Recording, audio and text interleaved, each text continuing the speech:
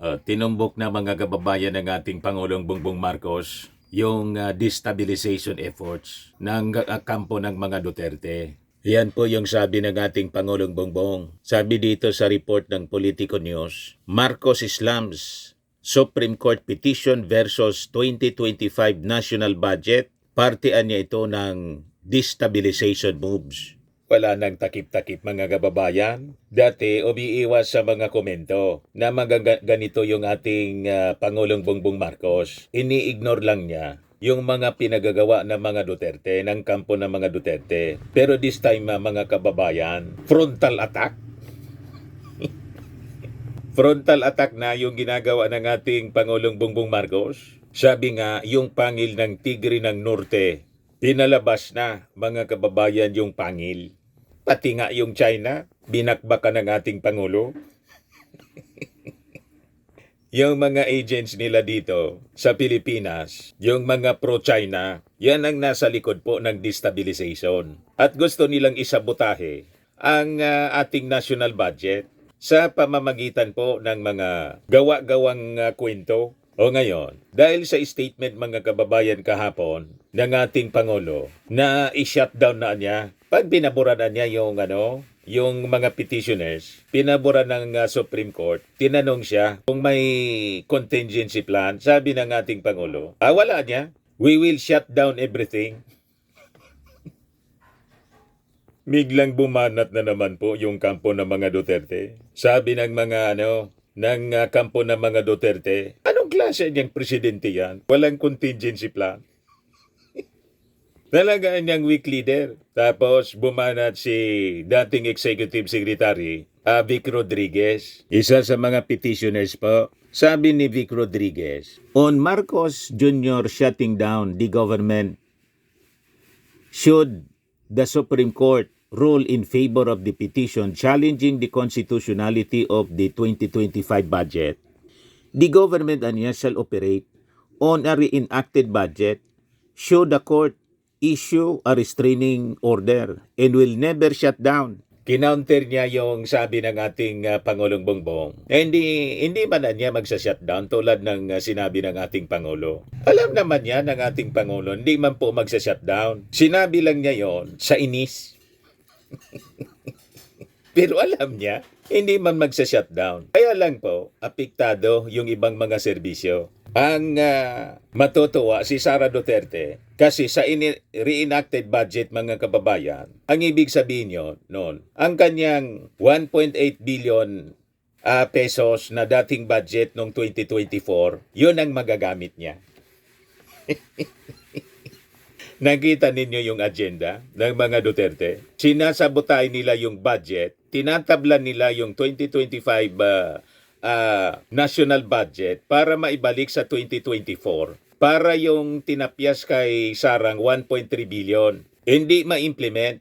Kasi tinira na lang mga kababayan si Sara ng 733 million. Hindi sanay po sa konting kwarta si Sara.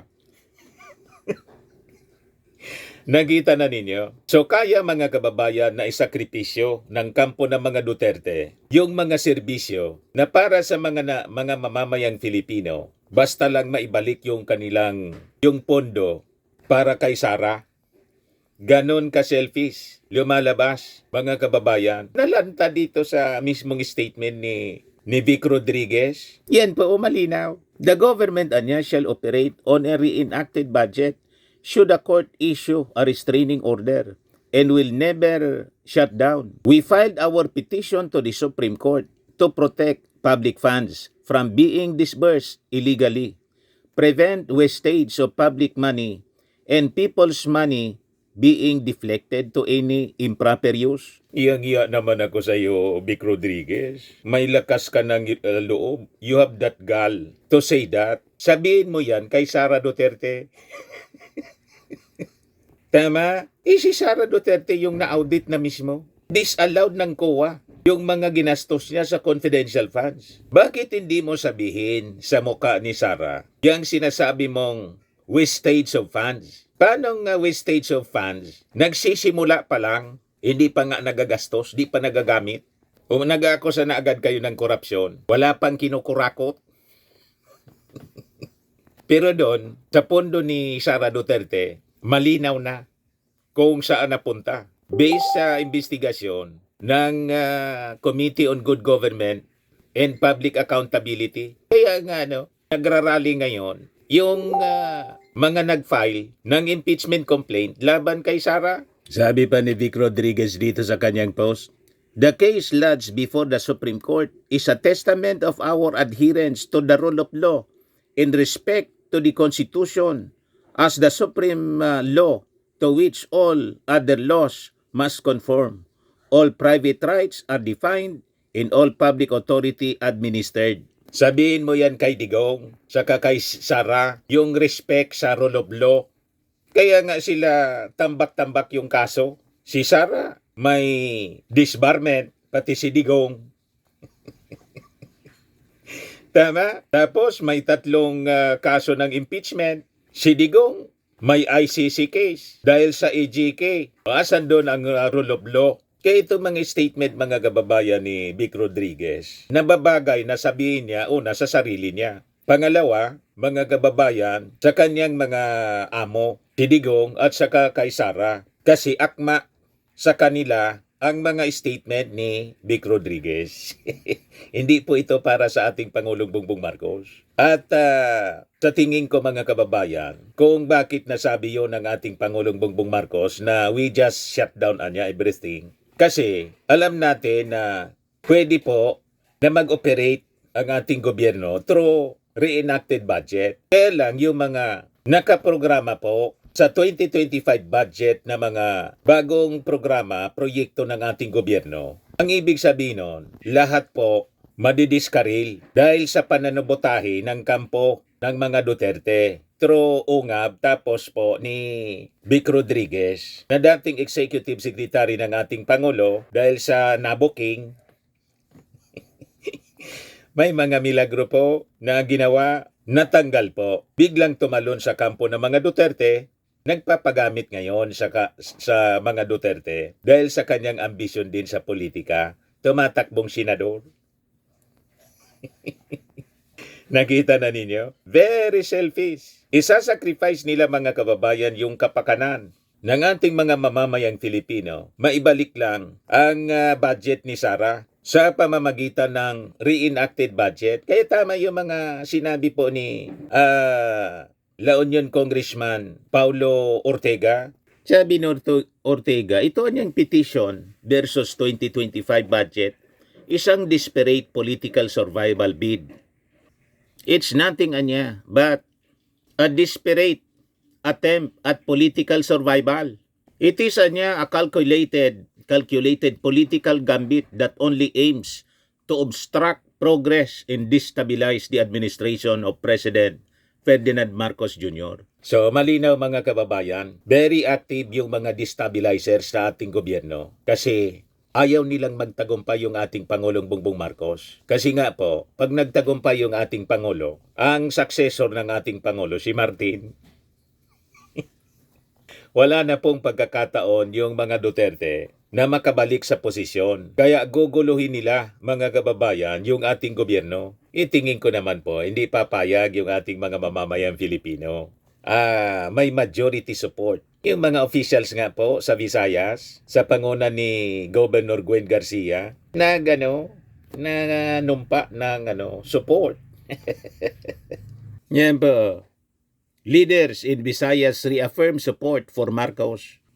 Kasi kitang-kita naman po ang ginagawa ng ating Pangulo. Focus lang po siya. Kaya lang kailangan niya na diretsong sagutin yung mga akusasyon at mga panggugulo ng mga destabilizers ng ating gobyerno. Hindi na po mananahimik. Yun yung promise ng ating Pangulong Bongbong. Last year, kailangan niya niyang magsalita.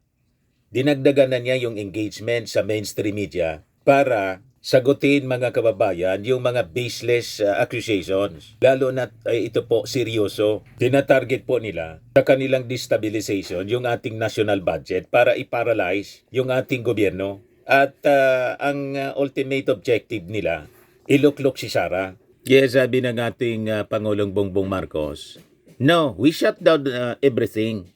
I guess that's what they want. They want the government to cease working. So matuloy yung kanilang destabilization na ginagawa. A visibly irked president said in an interview at the Mactan Cebu International Airport. Ngayon, ang tanong, hayaan ba ng ating Pangulong Bongbong Marcos na mag-shutdown yung ating gobyerno? Tulad ng sinasabi ngayon ng mga critics. Bakit niya hayaan ang ating presidente? Pinapakita lang niya na siya ay isang weak leader, walang contingency plan. Mali yung basa ninyo. Ang pinapaiwating ng ating Pangulong Bongbong Marcos sa kanyang statement na we shut down everything. Kasi sa reenacted budget, na yun ang target ng mga petitioners to work with the, to operate with the reenacted budget na lang para yung budget ni Sara, 1.8 billion doon. Ang magkikinabang dan doon, mga kababayan, si Sara. Pero yung ating mga mamamayang Filipino, yung mga projects na pupunduhan para dito sa, mula dito sa 2025 budget, GAA, lahat ito madidiskaril. Yun ang ibig sabihin ng ating Pangulong Bongbong Marcos, na we shut down everything. Kasi yun lahat ng mga plano, mga proyekto na dapat punduhan, hindi mapupunduhan kasi paralisado with a petition. Halimbawa, paboran yung mga petitioners. Pero yung ating Pangulong Bongbong Marcos, mga kababayan, may dagdag siya na statement. Kaya lang yung report ng mainstream media po, kahapon, hindi man kumpleto, pero ngayon kumpleto na. Alam mo naman sa mainstream media, mga breaking news, gusto nila na maka-scoop. Kahit hindi kumpleto yung istorya, binabato na po nila kasi paunahan. Yun ang naging base ng mga commentary, reactions ng mga DDS para siraan yung ating gobyerno na pinalalabas nila ang ating Pangulong Bongbong Marcos, may ng presidente kasi walang contingency plan. Alam naman ng ating Pangulo ang possible consequences, pero tiwala yung ating Pangulo na hindi man po papaboran sila ng Supreme Court. Yan po ang sabi ni PBBM. Malinaw oh. He said, Solicitor General Medardo Guevara told him that the government is on solid footing as to the constitutionality of the 2025 GAA. I do not know why they bothered to file that because napakahirap ng kanilang assertion. Well, anyway, it's not for me to make the argument. Well, let the Solicitor General make the argument before the Supreme Court. We are very confident that our case is strong. Tiwala ang ating Pangulo na hindi sila papaboran, mga kababayan. Bakit? Ayan ba ng Supreme Court na madiskaril yung operations ng ating gobyerno? Pag inayaan ng Supreme Court madiskaril, pati sweldo nila, may, di ba? Siguradong may mga nakaprogramang bagong projects din para sa operations ng Supreme Court for 2025. Ayan ba yon ng mga justices na pati yung kabuhayan nila maapektuhan at yung mga projects nila madiskaril dahil lang sa politika ng mga Duterte na gustong isabotay ang operasyon ng gobyerno, i-destabilize po para iupo si Sara Duterte? Papayag ba yon na mga magagaling nating Supreme Court justices? Siyempre hindi. Nag-gets na po ninyo, mga kababayan. Kaya tiwala yung ating Pangulo. Never pa ito na nangyari sa history ng ating bansa. Tulad ng sinabi ni Chis Escudero, Senate President, ang kini-questionan niya nila na gustong i-declare na unconstitutional. Bycam report. Paano niya i-declare ang isang bycam report lang? Ang dinideclare na unconstitutional niya, batas. Yung gaan niya, wala mang blank items doon. I-review namin. O diba? Malinaw, mga kababayan. Panggugulo lang po. Tama itong pinost ng for the first couple. Ito yung post, mga kababayan, ng for the first couple, sabi niya, gugulin ko talaga sila hanggang bumalik ang budget ko. Umaagaw ko ang corona. Hindi talaga titigil po. Manggugulo siya. Manggugulo sila basta't makabalik sa posisyon. Hindi mangyayari yan. Ang ating administrasyon, iniintay lang yung right timing para sa impeachment. Ngayon nga po, na araw na to, nagrarally. Ang unang rally, mga kababayan, isinasagawa ngayon ng akbayan. Ayan po. Impeach Sara now. Medyo marami-rami. Kasi yung grupong akbayan, marami din sila. O ngayon, si dating Senador Trillanes po, nag-warning kasi mamaya may rally din sila. Kaya lang, tatlo yung rally daw. Isa ngayong umaga, tapos mamayang hapon, may dalawa. Yung isa, mga kababayan na sponsored ng civil society, grupo ni Magno, Chilo Magno, tapos ni Robert Reyes, sabi infiltrated ng mga DDS. May mga retired generals, mga kababayan na impeach Sara sila, panagutin si Sara, pero panagutin din mga kababayan yung ating Pangulong Bongbong sa budget. Pinakinggan ko po yung interview ni Christian Esguera. Alatado po yung infiltration. Tama siya, no? Tama si Trillanes. Ang objective, mga kababayan, guluhin ng tuluyan ang ating gobyerno. Pero ang ultimate motive, i-establish po ang RIBGOB. Yung RIBGOB pong agenda yan ni Digong. At ang iluklok ultimately, yung tatay, hindi si Sara, kundi yung tatay. Sabi ni Trillanes, mga kababayan, sabi ni dating Senador Trillanes, mag-iingatan niya tayo. Kasi yung grupo niya na magrarally mamaya sa EDSA Shrine, impeach Sara lang yung sigaw. Pagkatapos, yung isang grupo, impeach Sara, papanagutin din si PBBM. May hidden agenda, mga kababayan. But anyway, tingin ko hindi man sila makakaipo ng maraming tao kasi alam naman natin yung mga agenda ng mga civil society. Mga anti-Marcos man talaga sila. Si Robert Reyes halimbawa, dilawan. Si Chilo Magno. Divide and conquer sila. Kaya lang yung infiltration. Yun ang sinasabi, mga kababayan, ni Trillanes. Ito po yung interview kay Sunny Trillanes ni Christian Esguera. Pakinggan po natin. Yung audio, iparinig ko po sa inyo. Mugulong kagaya nung panahon ni former President Erap. Nung una, wala ring mga involved. Nung nag-snowball na, ang bilis. Diretso na agad sa withdrawal of support. So yan po yan. Ang bottom line po dito, ang nire-raise ko is merong mga ganyang pangyayari at sinasabi nila mismo, join sila dun sa hapon na rally. Mamaya At yun po. ang gagamitin nilang panawagan for an ouster.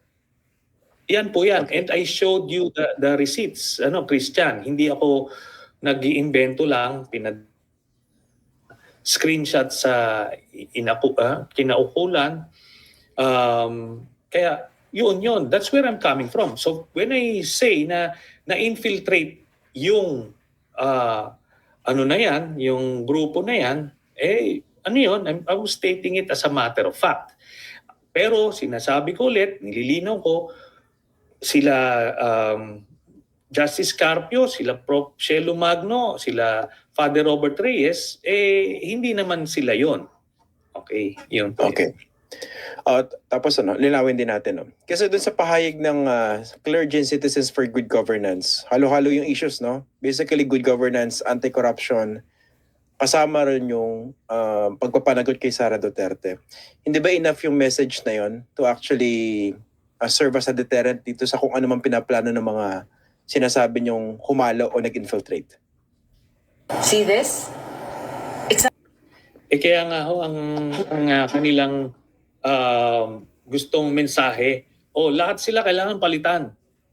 Tapos maglalagay sila ng transition council na eventually, ang ilalagay nila, si Digong. You see? Palagay nyo, itong Father Robert Reyes, sina Justice Carpio, ang ilalagay nila dyan, iluluklok nila, hindi. But by then, buti academic na kasi nagamit na sila. Okay. Gano'n na-monitor yung nasa likod nito? Ang nakita namin, ang mga Duterte generals doon, siguro mga 8. 8. Retired general, so mga 8. Okay. So itong mga retired generals, may kanya-kanya din itong agenda. Siyempre, pag nailuklok nila yung revolutionary government, yung isang retired general, si Rio, inadmit niya na involved siya sa EDSA 1, EDSA 2. So talagang gawain na nila ang mang-agaw ng gobyerno. So uulitin nila ngayon. Sigurado, ang agenda nila, kasi mga retired na yan, kating-kati na rin siguro mga kababayan na ma-appoint sa posisyon. Pag nailuklok nila si Digong, balik sila sa gobyerno. Kaya lang malabo. Kasi po, yung ating mga military, active military, hindi po papayag. Lalo, ang iluluklok nilang leader, pro-China, at hindi din papayag ang Amerika. Sa isang sa isang kudita or mutiny, malabo na magtagumpay without the support of the active members ng military and basbas ng Amerika. Kaya itong mga panaginip nila malamang maging bangungot. May full support ang ating Pangulong Bongbong Marcos sa ating armed forces at sa majority ng ating mga mamamayang Filipino. Mataas ang approval ratings. At siyempre, sa Amerika na may interes mga kababayan sa atin. Hindi papayag po na ang isang pro-China maging leader uli ng ating bansa. Kaya relax lang tayo po.